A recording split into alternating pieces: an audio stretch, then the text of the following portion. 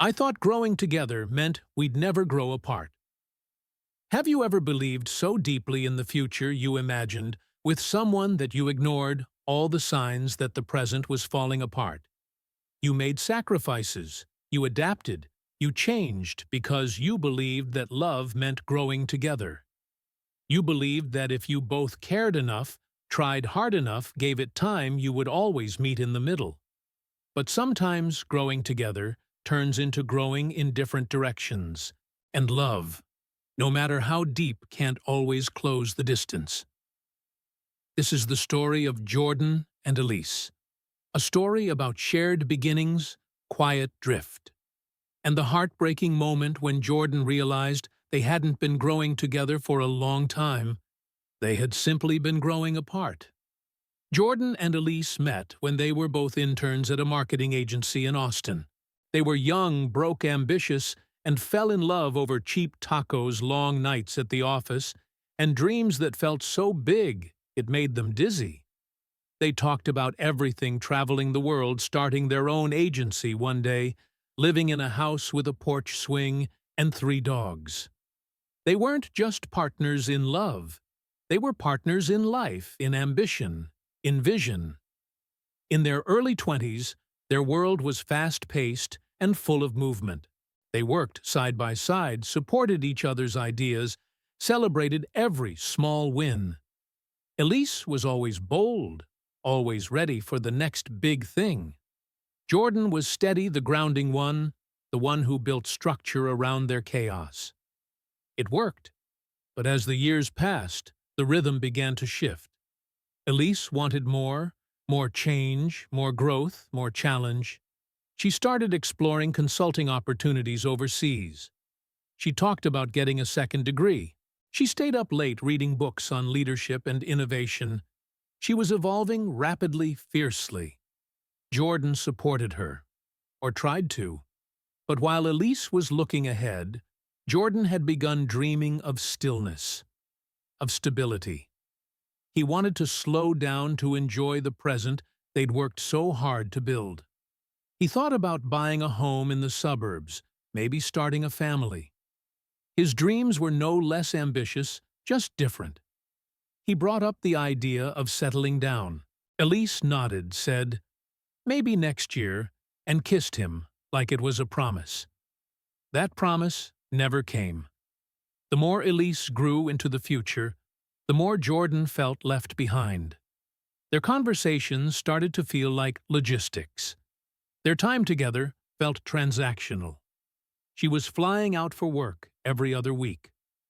He stopped sharing his thoughts about home ownership, knowing they'd be met with vague smiles and shifting eyes. He didn't blame her. He was proud of her. He loved watching her shine, but he missed them. One night, while Elise was on a business trip in Amsterdam, Jordan found himself eating dinner alone at their apartment. He set a place for her out of habit. He poured her wine. He sat across from an empty chair and realized he didn't even know when she'd be back, or if she really wanted to be back. Later that week, she called. They talked for an hour, but it felt like 2 strangers catching up. When she said, "I miss you," he hesitated before saying it back. Because he did miss her. But more than that, he missed the version of their love where they were moving in the same direction. When Elise returned, Jordan sat her down. His voice was calm. There were no accusations, no yelling, just one honest truth. "I think we've been holding on to a dream that stopped belonging to both of us." She didn't argue. She just nodded. Tears welled in her eyes, not because she was surprised, but because she knew he was right. And sometimes the most painful thing isn't breaking up. It's realizing you've been slowly breaking apart for years. Jordan and Elise's story is one so many people live quietly. It's the slow unraveling of a love that began with shared passion and ends in silent divergence.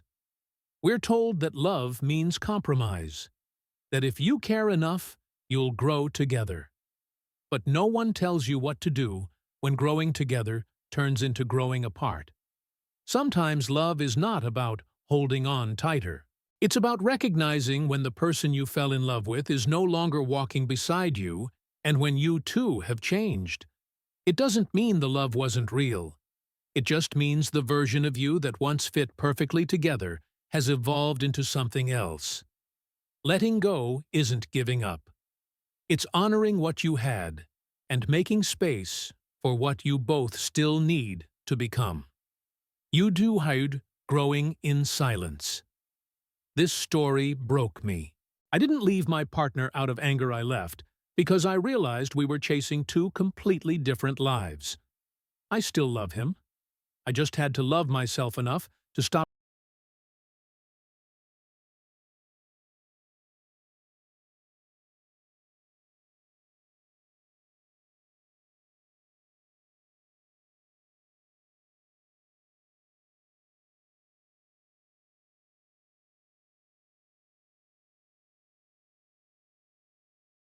you Tau's dreams changed. The hardest part isn't realizing you've changed. It's realizing they have too, and neither of you knows how to fit together anymore. This story feels like closure. 68.9K likes you, Chance loved and let go. We grew apart slowly. It wasn't one big fight. It was little choices, little dreams we didn't share. I wish her well. And I'm learning to wish myself well, too. 66. 7K likes, I gave her everything except the one thing she never asked for: space. Have you ever loved someone so intensely that you tried to give them everything: security, comfort, affection, only to realize that what they needed most was something you never thought to offer? Not more attention, not more reassurance, but space. Sometimes in our effort to love fully, we overwhelm. Sometimes we hold too tightly, thinking closeness equals safety. But love without breathing room can feel like suffocation, especially when what one person sees as devotion, the other feels as pressure. This is the story of Ethan and Riley, a relationship born from deep love, undone not by betrayal or loss, but by the subtle and painful truth that even love can feel heavy when it never lets you breathe. Ethan met Riley at a coffee shop in Portland on a rainy Thursday afternoon. She was sketching in her journal. He was late for a meeting. He spilled coffee on her table, apologized profusely, and somehow left with her number. Their first date was laughter and sparks. Their second was a walk by the river that turned into hours of talking about art, family, fear, and everything in between. Riley was quiet at first, guarded. But Ethan had a way of making people feel safe. And for a while, Riley let him in. He fell for her quickly.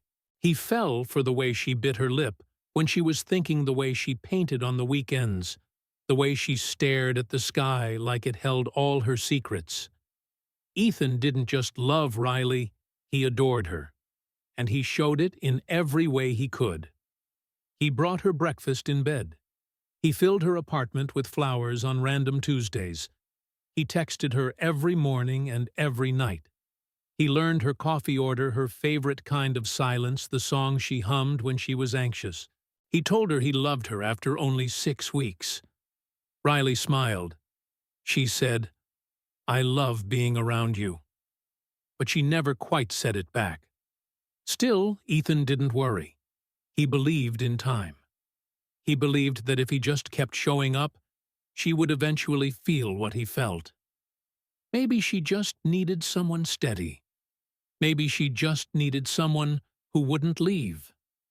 So he stayed, enthusiastically, constantly, lovingly. But slowly Riley began to pull back. She stopped inviting him to her painting studio. She became slower to reply to messages. She grew quiet when he asked about moving in together. Ethan thought it was stress. He cooked for her more. He sent longer messages. He bought her a necklace with a tiny charm shaped like a compass and said, "So you always find your way back to me." She didn't wear it. One night after Ethan had spent the weekend planning a surprise getaway for the two of them, Riley showed up at his door, eyes tired, voice flat. "We need to talk." He already knew. "I care about you," she said, "but I feel like I can't breathe." Ethan froze. "I know you mean well. I know you love me. But I feel like I don't have any space to just be. I feel like I'm always supposed to be performing happiness. And I can't. I just need time. I need to remember who I am, without someone always trying to fix me or hold me." Ethan was heartbroken, because he thought he had done everything right. He hadn't cheated, he hadn't lied, he hadn't hurt her, but he hadn't listened either. He realized he'd been so busy loving her loudly that he hadn't noticed she needed quiet. He gave her everything except what she never asked for: space, to breathe space, to miss him space, to be herself. She left that night with tears in her eyes. And Ethan, for the first time, didn't follow. Ethan and Riley's story is a powerful reminder that love, even the kind that is full of care and intention, can become overwhelming when it forgets to respect boundaries. Sometimes in our desperation to love someone right, we forget to love them well. We think more affection will solve distance. We think closeness will fix fear. But not everyone loves with the same volume. Some people need space to process, to grow, to stay grounded in themselves, and when love comes rushing in too fast, it can feel like erosion instead of safety. Love is not a constant presence. Sometimes love is giving someone enough room to find their way back. Sometimes love is less. The deepest love isn't in the gestures, the gifts, the grand declarations. It's in the listening. It's in the restraint. It's in the trust that they'll choose you, not because you're always there, but because they're allowed to leave and still choose to return. Ethan didn't lose Riley because he didn't love her enough. He lost her because he didn't understand that sometimes the most loving thing you can do is step back. You smothered by love. I was Riley. My ex was kind, loyal, attentive, but he was always there. I never got to miss him. I lost myself in all the love he gave, and I didn't realize until I left that I'd forgotten how to breathe. 83.5K likes you when too much is too much. This story hurts because I was Ethan. I thought loving her hard would make her stay. I didn't realize she needed space, not more proof. Thank you for helping me understand what I couldn't back then. 78.2K likes you, quiet love is still love.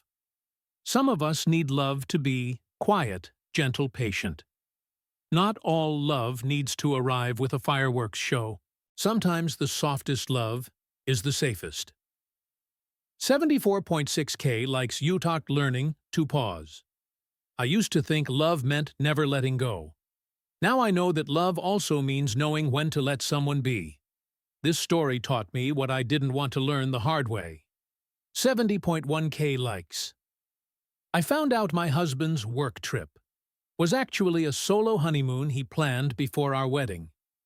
Without me, honeymoons are supposed to be a shared beginning, a time to slow down, celebrate love, and dream about forever together. But in today's Aita story, a newlywed discovers something that makes her question everything. Her husband took a honeymoon alone. He told her it was a work trip. But a forgotten browser tab revealed something else. Reservations, spa treatments, dinner for one at places meant for couples. And the worst part, he planned it months before the wedding. So now she's asking, was she overreacting for walking out just weeks into her marriage? Or did she just realize her partner had no intention of starting there forever together? I'm 29F, married to Jason, 31M. We've been together for 5 years, married for just under 2 months. We had a lovely small wedding, and we mutually agreed to delay our honeymoon due to work schedules. I was okay with that, life gets busy. I assumed we'd plan something later in the year. 3 weeks after our wedding, Jason told me he had to fly to Portugal for work. Just 3 days. Meetings with overseas clients. He showed me his itinerary. It looked legit. I even helped him pack. He kissed me goodbye at the airport. I wished him luck. I spent those 3 days texting him supportive messages and checking in. He sent me photos, scenic shots of architecture, food, and ocean views. He said the meetings went long, but that the hotel had great Wi-Fi. I missed him, but I trusted him. Until last night. He left his laptop open in the kitchen. He was in the shower. I went to close it and saw a browser tab labeled Solo Moon 2024. At first, I thought it was a joke, but I clicked. Inside was a full itinerary. Booked 6 months ago. 5-star oceanfront resort. Spa treatments for 1. Private sunset dinner with candlelight. No meetings. No work. My heart dropped. This wasn't a business trip. It was a solo honeymoon.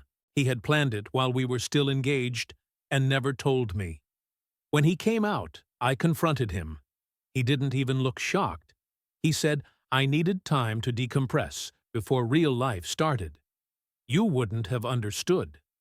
I said, so you lied. Let me believe you were working while you were sipping cocktails by the beach. He shrugged. I didn't lie. I just didn't tell you the full truth. I knew if I did, you'd overreact. I was shaking. Jason, we just got married.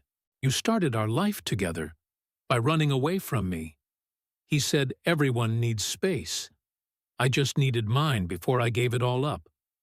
All of it. To me. That night I packed a bag and left. I've been staying with my sister. I haven't spoken to him directly since only a few texts where he accused me of being dramatic and emotionally immature. His mom even called me to say men need breathing room. At least he didn't cheat. But to me, this was a betrayal. He planned a private escape and excluded me from the first chapter of our marriage. So, Reddit, am I the asshole for leaving my husband after I found out he planned and took a solo honeymoon without telling me? At first glance, it might seem small. No cheating, no big fight, just one quiet trip. But here's what really happened. A man created a version of his future that didn't include his wife. He didn't ask. He didn't suggest. He planned alone a honeymoon that was never meant to be shared. Let's break this down. She wasn't possessive. She wasn't tracking his every move. She trusted him. She believed she was building a marriage where honesty and vulnerability would be the foundation. But instead, she was lied to not with words, but with omission. And that's often worse. Because when someone hides something this intimate, they're saying, I don't trust you to understand me. And if that's how marriage starts, what happens when the stakes get even higher? Maybe he really did feel overwhelmed. Maybe he thought, this is my last moment of freedom. Let me breathe. But the way he handled it was not adult independence. It was selfish secrecy. Because if you truly need space, you communicate. You don't manufacture a fake work trip and lie about it. This wasn't about needing a break. It was about escaping responsibility. So, what's the real conflict here? Not the beach, not the spa, but the fact that she was never given the truth, and that he justified that by calling her emotional. Marriage isn't a prison, but it is a partnership. And the moment you choose to start it with lies, even soft ones, you're building a future on sand. So we ask, was she right to leave so early? Or was this a chance for healing, not walking away? Or maybe this wasn't about the trip at all, but about who he revealed himself to be, the second the vows were over. When this story hit Reddit, the comment section lit up with passionate opinions. This group supported the bride wholeheartedly. He didn't take a trip. He took an exit from emotional accountability. Escape clause +39.1K upvotes. A solo vacation is one thing. A secret solo honeymoon right after the wedding. That's not space. That's deception. Sliss suspicious, +35.7K upvotes. Marriage is with someone. If his first act was to lie and disappear, it's better you found out now. Red flag getaway, +33.2K upvotes. To them, this wasn't about the trip. It was about the choice to hide it. And the deeper issue of emotional withdrawal. A smaller group believed there was fault on both sides, and that this could have been salvaged. He was wrong to lie. But walking out instead of talking it through makes it worse. Repair before run, +19.4K upvotes. People do strange things under pressure. He made a selfish choice, but maybe out of fear, not malice. Anxious, groom energy, +117, 8K upvotes. This group felt therapy and communication could have uncovered a deeper emotional struggle, not just manipulation. He didn't just take a vacation. He took a honeymoon from partnership, from accountability from her. She didn't walk away because of the trip.